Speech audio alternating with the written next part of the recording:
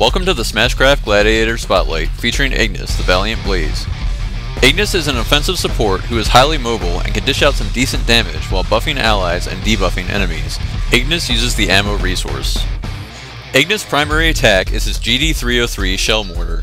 This attack lobs a volley of shells at the target area, causing an explosion.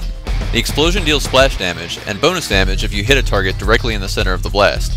This attack is great for harassing enemies since it can bypass normal line of sight rules. Ignus' S ability is Judicium Ignum, a wave-style attack which launches a trail of fire in the target direction.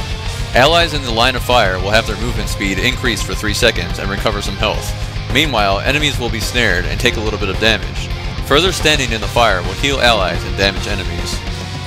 The EXS version is Angelus Inferno, an instant AoE which increases all nearby ally movement speed while reducing enemy movement speed. Additionally, allies will be healed over time while enemies take periodic damage for the duration. Unlike the normal S, the EX version is basically like standing in Ignus Fire Trail for its entire duration, without the position restrictions. Ignus' D ability summons a protective barrier on all allies in the targeted area for a brief time. If the shield is broken by enemy attacks, it will detonate, dealing splash damage and additional bird damage over time to enemies near that ally. EXD instantly summons a stronger shield in the area around Ignus, which absorbs more damage, deals more damage on detonation, and also protects from stuns, roots, and snares while it's active. Ignus' escape ability is Phoenix Egg, which frees him from stuns, roots, and snares, additionally reducing damage he takes by 25% for the shield's duration. Finally, Ignus' Fury ability is Phoenix Fire, which launches a blast of flame outwards around him, pushing enemies away as well as dealing burn damage over time and slowing their movement speed drastically. While channeling, the ability will pulse a healing flame which heals nearby allies significantly each time it pulses. Ignus synergizes well with close-range gladiators such as Zephyr or Predator. His shield gives melee protection while also making them dangerous walking time bombs if somebody attacks them.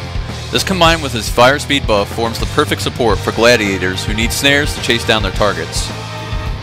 When aiming Judicium Ignum, you want to either try and hit as many targets as possible or fire the trail in a way that allies running in that direction will get the speed buff and also get as much healing out of the trail as possible. When I drop my fire trails, I always try to line it up to hit as many enemies as well as allies as I can. In this clip, I give Ace some cover by shielding him so he can run in for a wild shot and potentially detonate the shield on the other team. A stumble pushes us into a dangerous position where we get combo fury by Rush and Omni at the same time. Right now, my priority is to keep Ace alive as long as possible. I run in front of Omni's attacks to block some of the shots and pop Angelus Inferno to give my team some mobility and healing, following up with another shield to keep him in the fight. While we don't keep Ace alive much longer, this extra time has now put us back into a spot where we can come back since 2 of the enemies are really low on HP. At this point, only Ace can really get aggressive against us safely, so I drop a fire trail and take a second to heal up a bit before jumping back into the fight. After chasing down and taking out Rush, we finish him and then I run between Omni and Sake to pop Phoenix Fire, pushing him away and healing us both up to continue into a further 2v2, which we end up winning. While Ignus is a support, he also tends to be pretty tanky, like Dex. Here I run ahead of the team, trying to bait Ezeret into opening on either myself or Predator. He takes the bait, and I run back a bit, firing a trail backwards towards my team so that we all get the initial buff. I'm not too concerned about Ezeret killing me, since Ignus is good at kiting melee, and his shields could be dangerous for melee to try and break. Ezeret's early aggression on me gave me plenty of fury, so I pop my ult and give us a bit of an early lead so that I can use it again as soon as possible. From this point I can focus my fire trails on keeping Ezeret snared, so that my teammates can snipe at him from a safe distance while I sponge the attacks of the other team. Once again, I emphasize how well Ignus serves as a sort of tank, running initially to the right to bait some cooldowns. I take Revolver Sunder and then cut back to the left to get between Omni and Onyx, shielding him to further absorb some damage in case he needs some free casting time. We pull back and trap Omni in with a fire trail to force him to use his escape. From here I try to push an aggressive attack, running into planar zone so my teammates can follow up with some poke damage, and eventually push into the zone. We have a more defensive composition, where their team is primarily damage dealers, but since they are playing a zoning style, we really just have to worry about wearing them down until our Furies come up.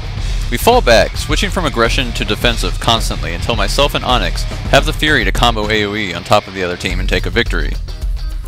Ignus is ideal as a support for aggressive play. He can play defensively with his fire trails, but his healing power is subpar compared to most support gladiators. He shines at being a pseudo-tank and punishing enemies who group up too much with his loads of splash damage. His single damage output is mediocre at best, but when he gets trails, shell blasts, and shield detonations on multiple enemies, he can easily top the damage charts.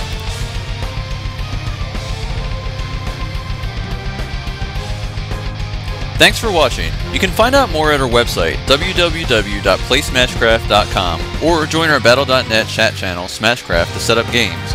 Smashcraft is currently available on the featured maps list. Make sure to bookmark it, and also subscribe to our YouTube channel for more updates and spotlights. Happy smashing!